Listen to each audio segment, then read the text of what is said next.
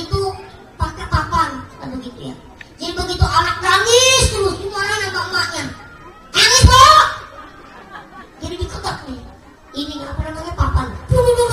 Diam, tuh ada setan di luar. Dan begitu biasanya, bener gak, Bu? Diam, ada setan di luar tuh. Anaknya nanya, mana nak setannya? Tuh bapak lu lagi bunuh tuh setan. Innalillahi. Bapaknya yang dituju. Gila Bapak Ibu sekalian ya. Begitu sekalian. Kalau zaman sekarang mah anak ngantuk, ayo nak kita tidur ya. Yuk mananya ini dengerin. Ayo goyang duman, biar hati senang, pikiran pun tenang, gak mau jadi hilang. Ayo goyang duman. Tuh, para hadis sekali ujungnya anaknya. Ayo mak terus goyang. Ya, kalau anaknya kepanjang cinta kepada Rasul, ibu-ibunya dulu gas. Ibu-ibu yang soleh, amin ya robbal. Insyaallah Pak Camat, saya lihat ibu-ibunya yang bersih solehah, amin.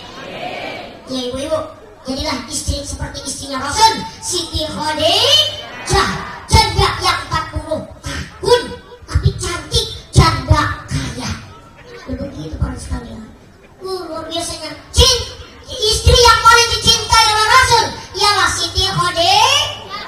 Karena Siti Khadijah ini kalau Rasul datang, ya mungkin dari berpergian, dari silaturahmi, ini Siti Khadijah udah nunggu di pinggir pintu, ya pakai bedak, pakai lipstik. Ada kalau sekarang tuh bedaknya bedak pipa. Tapi bener nggak? Ada mungkin bedak peralon. Bener nggak? Iya. Pakai bedak, pakai lipstik. Ini Siti Khadijah udah siap-siap bersalat begitu, dandan. Rasul 1 kilo di sana ditunggu. Jadi di pinggir pintu nunggunya romantis. Begitu datangnya Rasul, assalamualaikum, salam. Mana Siti Khadijah? Mana Siti Khadijah? Begitu Bu. Subhan. Begitu datang Siti Khadijah, dicium keningnya Siti Khadijah. Kenapa? Mencium keningnya istri sama saja mencium Hajar Aswad. Alhamdulillah. Maka siap-siap pulang dari pengajian, angkat kerudungnya.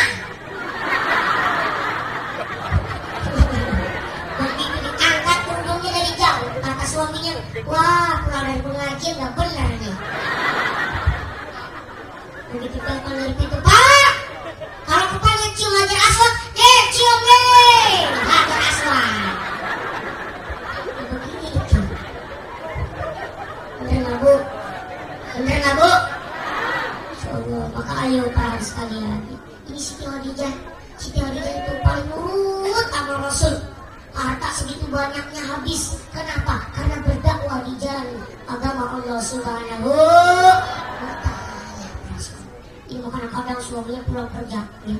Kalau suami tangannya kosong, makan sendiri, cari minum sendiri, di belakang ada kopi, itu sendiri. Alhamdulillah, pulang apa-apa, ngomel. Ya ujung-ujungnya suaminya sambil muncekin kopi, sambil muncekin teh, sambil masuk di belakang makan. Enak amat jadi istri, kerjaannya bikin kopi, mulutnya sambil meruntir, menghabiskan dompet suaminya.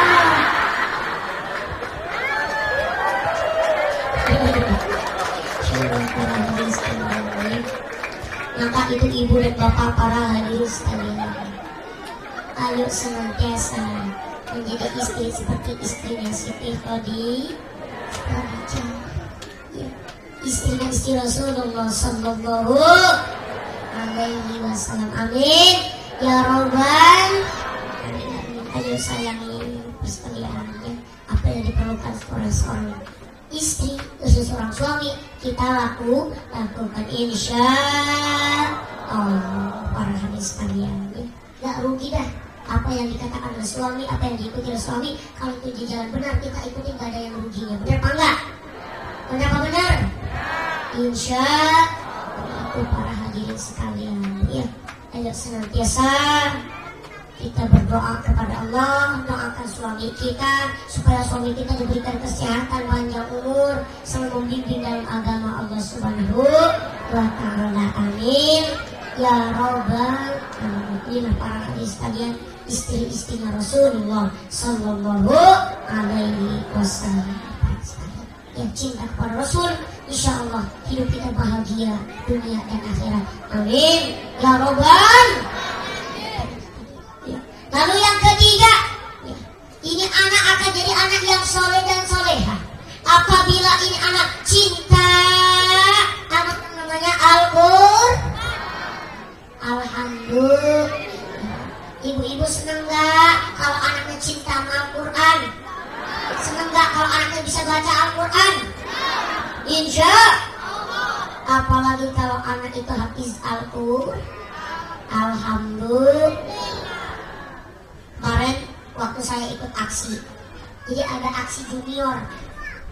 Aksi junior ini aksi kecil, begitu. Ya, sama saya juga waktu saya daftar aksi, begitu nyampe di usia, ditanya sama kru ibu usianya. Ini bersama saudara Mui, betul? Ya, saudara Mui ini pernah ikut aksi junior apa aksi senior? Saya bilang, lihat KTP-nya dong Pak. Oh iya benar, bilang begitu. Ini aksi junior ini juara satunya dari Palembang. Ya, ini namanya Syekh Rosid, hafiz Al-Quran 30 juz, kelas 4 SD. Kelas 4 SD 30 juz. Kita 70 tahun, 60 tahun, 50 tahun berapa juz? Nah, juz jeruk, juz pukat, ya, juz melon. Bener nggak? Bener nggak? Ini para hadirin sekalian. Maka saya bingung, Masya Allah, saya aneh.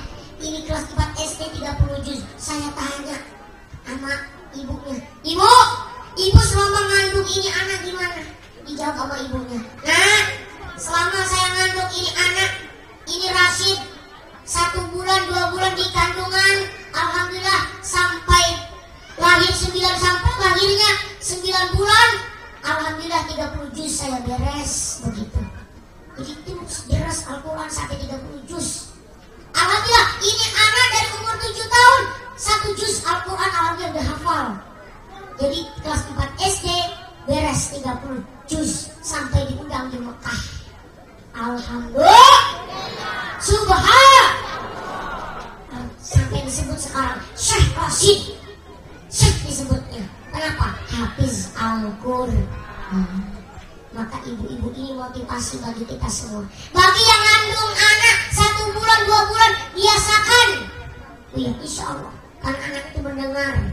Orang tuanya telepon di Amerika, anaknya yang di Indonesia mendengar. Subhanallah. Begitu ibu-ibu. Ibu-ibu makan. Jaga waktu ibu-ibu masih ngandung tuh anak. Mulai dari makanannya, itu makanan dari barang-barang yang haram apa yang halal. Begitu. Benar apa benar? Para hadirin sekalian, cari makanan yang halal supaya anak terang hatinya. Karena sering-sering makan yang haram, ma'akal haram, mata kalbuhu. Apabila sering makan yang haram, maka akan mati hatinya. Na'udzubillah. Biasakan begitu para saudara. Ini lagi nganu makan jengkol dulu, lagi nganu makan petai dulu. Begitu perut nggak ada tebus, bau jengkol, bau petai. Masya Allah, para hadirin sekalian. Yang biasa begitu ya. Kalau ibu-ibu biasakan masih ngandung anaknya nyanyi, insya Allah anaknya pintar nyanyi. Selawatan masih insya Allah anaknya pintar selawatan. Insya Allah. Para hadis sekalian biasakan begitu ya. Ibu-ibu dan bapak-bapak. Di Jakarta ada cerita di Jakarta. Ya, tiap hari anaknya tiap pagi dibawa keluar. Kalau bahasa Jawanya moyan ya. Bener nggak moyan? Hah? Bener nggak moyan? Moyan apa moyan? Moyan ya. Mohon maaf ya. Jadi kadang-kadang beda dikit doang ya. Saya pernah silaturahmi sama orang Jawa. Saya kan daerah Cempaka, ada namanya di sana daerah Gunung Kapal. Gunung Kapal itu orang Jawa semua. Saya silaturahmi ke Gunung Kapal. Begitu silaturahmi, saya berdiri masuk. Sama teman saya, silakan jagong. Kata orang Sunda kan jagong ya. Buah, saya bilang mana jagongnya. Ayo cepetan, umui jagong. Begitu. Saya bilang mana jagongnya. bilang begitu. Katanya duduk. Insya Allah ya. Ibu-ibu sekalian ya. Jadi ini orang Jakarta tiap pagi anaknya dibawa pagi. Begitu dibawa nyanyi bakso bulat seperti bola pingpong. Pagi dan keluar lagi pagi. Bakso bulat seperti bola pingpong. Masuk lagi terus sampai anaknya 1 tahun 2 tahun. Namanya anak 1 tahun baru bisa ngomong, bener gak? Jadi ngomongnya belum pas. Nyebutin kerupuk, kriupuk. Nyebutin mobil, embim. Nyebutin motor, motoy. Bener gak? Di suatu ketika kumpul. Ya, deknya kumpul, pamannya kumpul. Kalau orang Betawi nyebutin kakek engkong. Kalau orang Jawa apa? Mbah. Kata orang Sunda, oyot. Kata orang Lampung, jatuh. Kata orang Padang apa? Hah? Oh, ayak gimana? Oh ya, bukannya itu dah ya. Kata orang Palembang apa? Nah, bukannya begitu lah ya. Orang Jawa semua sih kayaknya sih. Ini kurang paham bahasa Palembang ya. Mau bahasanya ini Padang ya. Itu begitu para hadirin sekalian ya. Jadi engkongnya kumpul di situ semua, kakeknya kumpul. Jadi si anak ini datang nyanyi. Namanya anak baru 1 tahun 2 tahun ya. Nyanyi bakso bulat seperti bola engkong. Dengerin lagi sama engkongnya, sama apa bener nyanyi. Nyanyi lagi, coba cuk nyanyi lagi cuk. Bakso bulat seperti bola engkong. Itu endeknya ketawa seluruh pamannya. Cucunya tahu bahasanya engkong yang gede. Masya Allah. Kakak engkongnya kecil-kecil tahu bahasa saya loh. Masya Allah. Para hadirin sekalian ya. Maka ibu-ibu, para hadirin sekalian, anak itu tergantung pada orang tuanya. Buah kelapa jatuh dari pohonnya nggak jauh. Bener nggak? Jangan harap kalau kepengen anaknya ngaji, kepengen anaknya sholat, kalau orang tuanya nggak sholat. Bener nggak? Maka banyak anak yang berjuang sendiri sekarang ini karena orang tua yang nggak mau didik anaknya. Bener nggak? Kemarin saya pengajian ke Hongkong. Begitu pengajian ke Hongkong, saya pulang di bandara nemu orang Indonesia, ketemu orang Indonesia yang kerja di Jepang. Ini masih muda, umurnya 18 tahun. Dia curhat sama saya, Ustaz, saya kerja di Hongkong. Udah lama belum? Baru setengah bulan. Ngapain kerja di Hongkong? Ini disuruh orang tua. Orang tua saya nggak nyuruh ngemondok. Saya kepengen mondok, orang tua saya nggak boleh. Masya Allah. Gimana Ustaz? Saya di Jepang udah setengah bulan. Saya makan dari yang halal susah. Makannya sama semur-semur babi. Sopnya sop babi. Bagaimana supaya ini badan saya bersih lagi? Saya bilang jangan balik lagi ke Jepang. Beres. Begitu dia. Alhamdulillah kemarin telepon lagi dia. Alhamdulillah sekarang saya dapat pekerjaan di Indonesia. Saya nggak mau balik lagi ke Jepang Ustaz. Biarin. Apa kata orang tua? Kerjaan di luar negeri jangan diturutin. Kalau jelek omongannya. Ikutin apa itu. Kalau kita itu benar, maka ayo jalankan. Begitu para sekalian. Ibu, tega nggak melihatnya anaknya seperti itu? Masya Allah, makan makanan haram. Ustaz, bagaimana hukumnya kalau makan sop cuman airnya air babi? Ya Allah, na'udzubillahimin.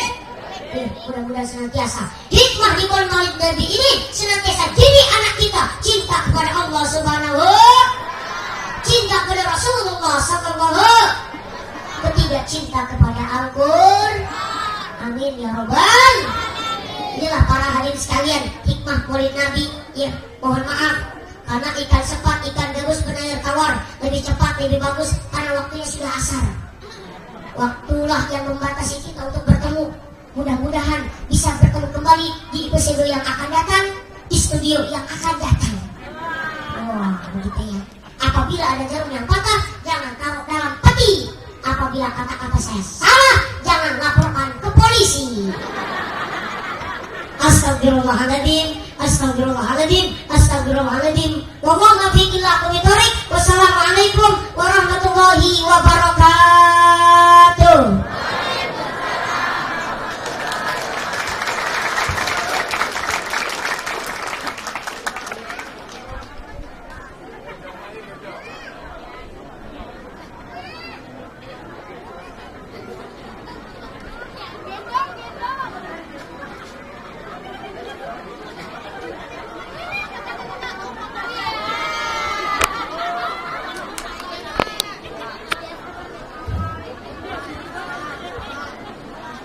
demikianlah tadi ceramah agama yang telah disampaikan oleh Al-Mukarram Ustadz Mumun. Acara selanjutnya yaitu doa. Kami mohon kesediaannya untuk Ustadz Syahroni untuk dapat memimpin doa. Kepada Ustadz Syahroni kami persilahkan.